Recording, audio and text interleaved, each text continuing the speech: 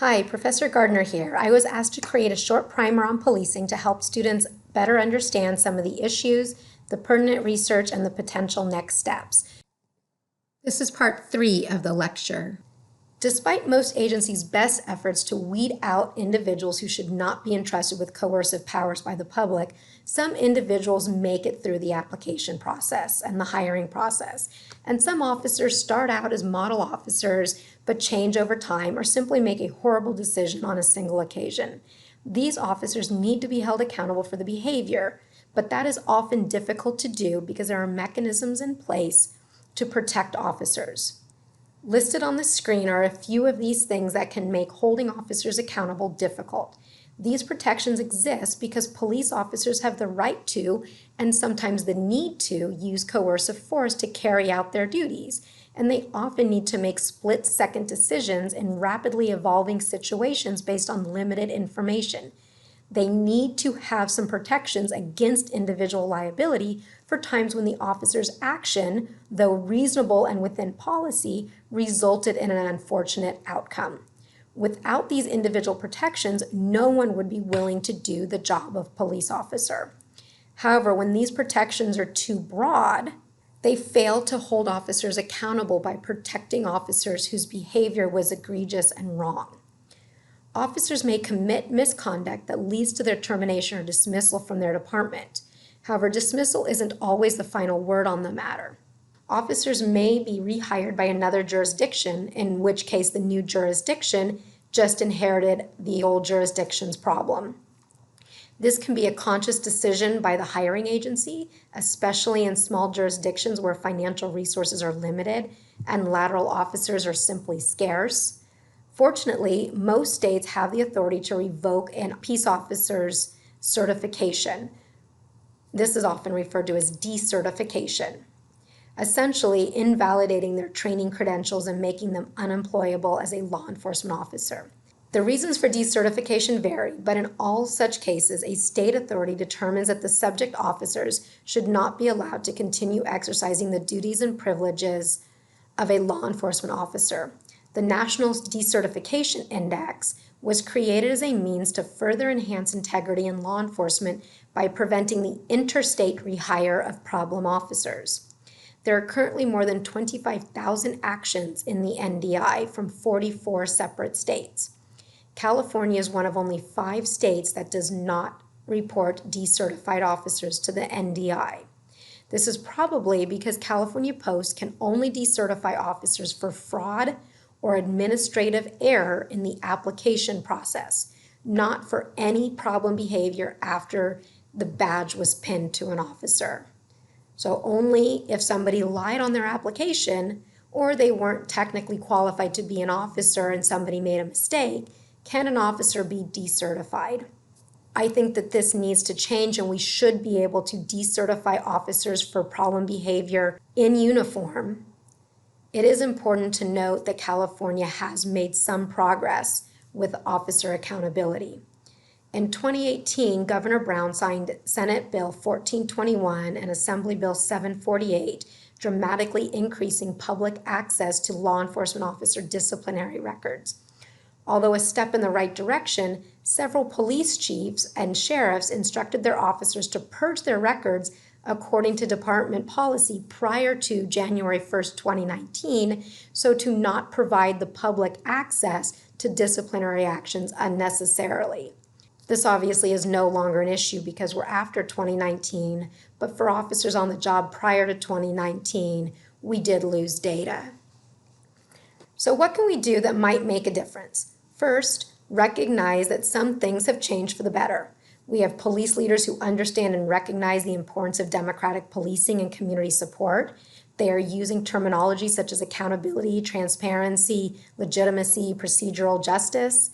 Only a very small handful of police chiefs were using those words or knew their meaning 5 or 6 years ago. So this is a step forward.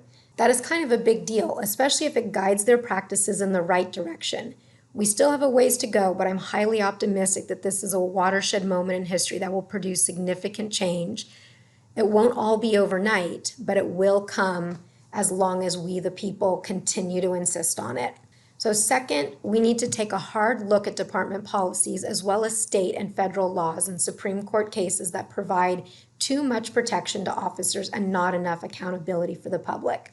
We've already seen many law enforcement agencies across the country adopt use of force policies proposed by the 8 Can't Wait campaign, including requiring de-escalation and a warning before shooting, as well as banning chokeholds, strangleholds, shooting at moving vehicles, and including a duty to intervene for officers who witness an officer using excessive force. This is a really good start and sign that so many police chiefs put out letters showing how their department policies were already in line with the 8 Can't Wait campaign, or they revised their policies accordingly. This is good because research tells us that more restrictive policies change officer behavior, and in this case, reduce police shootings and other uses of force. We need to include police unions as well as community members in these accountability conversations.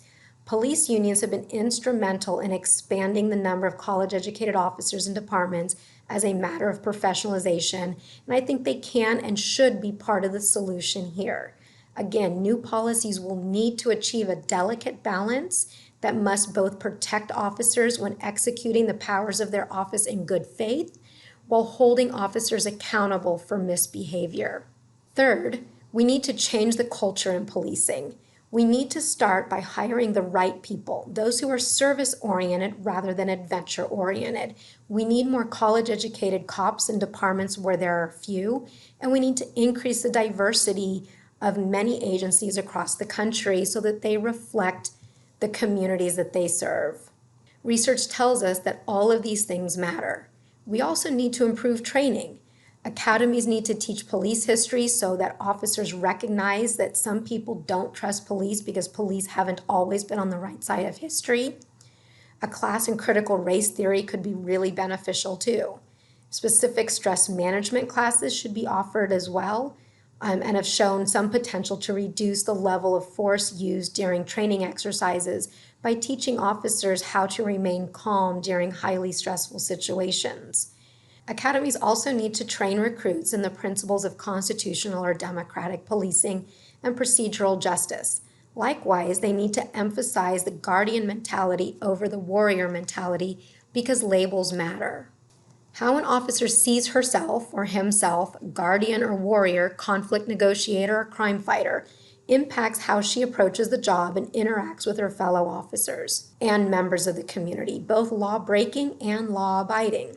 A guardian protects. That doesn't mean a guardian is soft. Quite the contrary. A true guardian will stop at nothing to protect those he or she is charged to protect. Think about parents here, both human and animal. Meanwhile, a warrior is on the offensive. They are looking for any sign of trouble to quash.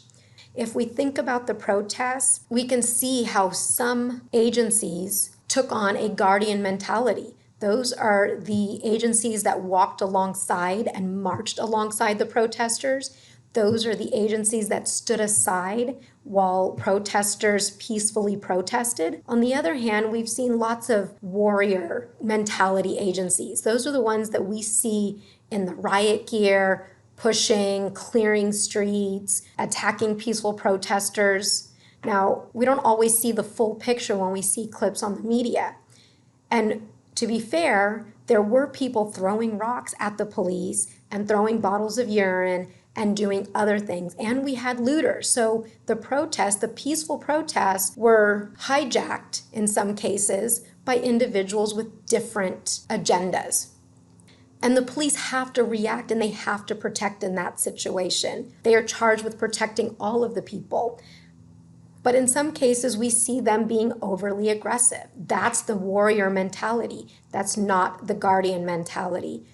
Pushing a guardian mentality is not always a popular opinion, but I'm convinced it's the right opinion. And once people recognize that guardians can be as fierce as warriors, I hope that people come around and see the difference and the distinction between guardians and warriors.